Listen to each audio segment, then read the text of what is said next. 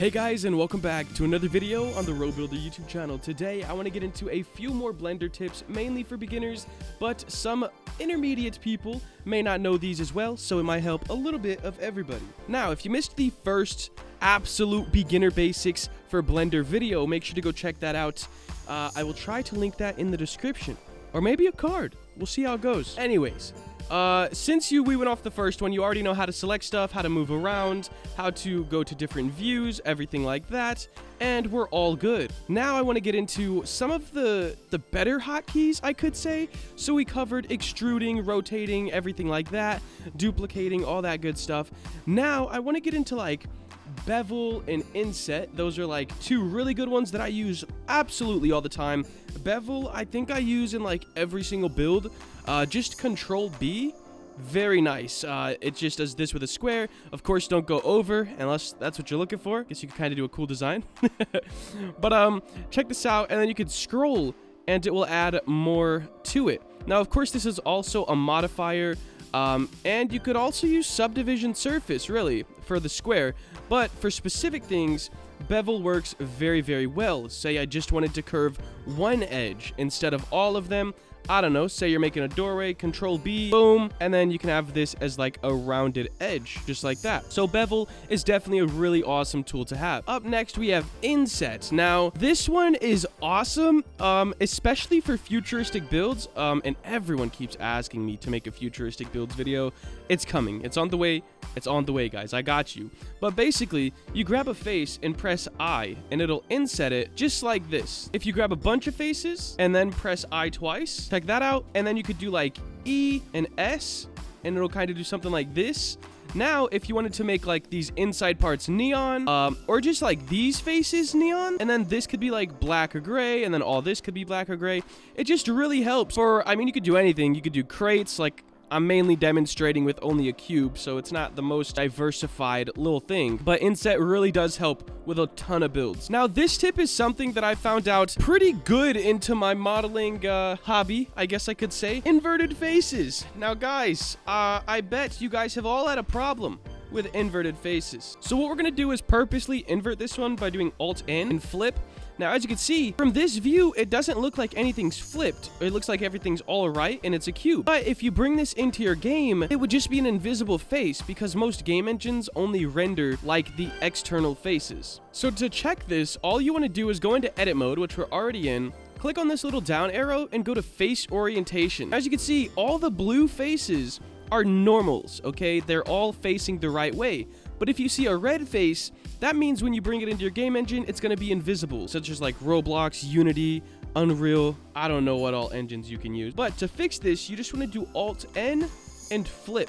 And then you'll just do that to any face that's like that. Now, of course, this is only a cube, so it's very, very easy. But this can get very tedious later on. For example, if we wanted... Here, let's hop on out of this view. If we brought in a icosphere... All right, and let's just bring this guy over a little bit, and let's go to mesh, transform, and randomize. We're gonna make this really random and purposely mess this up pretty bad. So check this out, guys.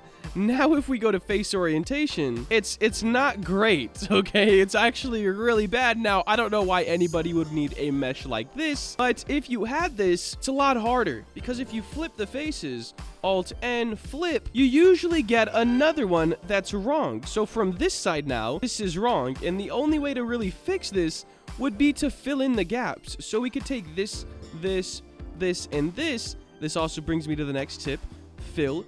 You just grab your four sides, usually four, and press F, and it fills it in. Now, of course, this face is now backwards, so we need to do Alt-N and flip, and it's a very tedious process, okay? So if for some reason, oh snap, my dogs are going nuts, that's because I forgot to ask for likes, guys. Make sure to drop a like on the video for Buster and Bailey, all right? Now, I completely lost my train of thought. So if your mesh gets to something this bad, I would just honestly restart the mesh, because I don't know what, like, don't do this, okay? All right, now I have seen some new people into Blender when they want to make, like, I don't know, we'll just say a candy tree, for example. They would grab this and then like rotate, extrude, rotate, and like do all these weird swirls, man, like just absolutely weird. And this is gonna be another way that you're gonna get some inverted faces. Let's just go back to it, and as you can see, all these are inverted. Big problem. Let's go ahead and fix this one. Alt N flip. Now we have the one next to it, and then if we did Alt N flip again, it's an endless cycle. So you really just got to be very careful. You're not making really awkward shapes. Like, don't do that. All right, guys, the last thing for today is going to be texturing an object. I've covered this in most of my videos, but I do want to go ahead and cover it for you guys once again, just in case you're new. Buster, can you chill out a little bit, my guy? Just a little bit. It'll be all good. We'll just texture the cube since it's very easy and it's right here. We're going to go right here to UV editing. Click on open. Now, I use this, which is from Emphysema. I think that's how you pronounce it. He's another Blender YouTuber, and it's also in my Discord. But definitely go subscribe to him if you end up using this pack. Now, as you can see, whatever face I click on is the square that pops up. So we'll just click on all of these. I'm gonna press L on this guy. That's how to quickly select an object in a group. You could just press L. And we're gonna press 1 or 3, I guess it would be, to go to this front orthographic. Right now it's right orthographic because I have meshes to both sides. And this is how a cube looks unwrapped.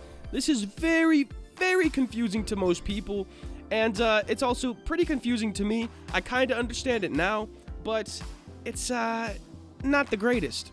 What we can do is go over here and press U and go to project from view. What that's going to do is make us have this cube in the same way we're seeing it here.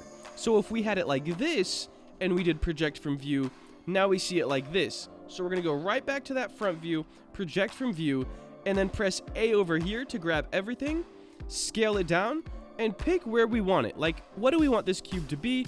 I press G to move it.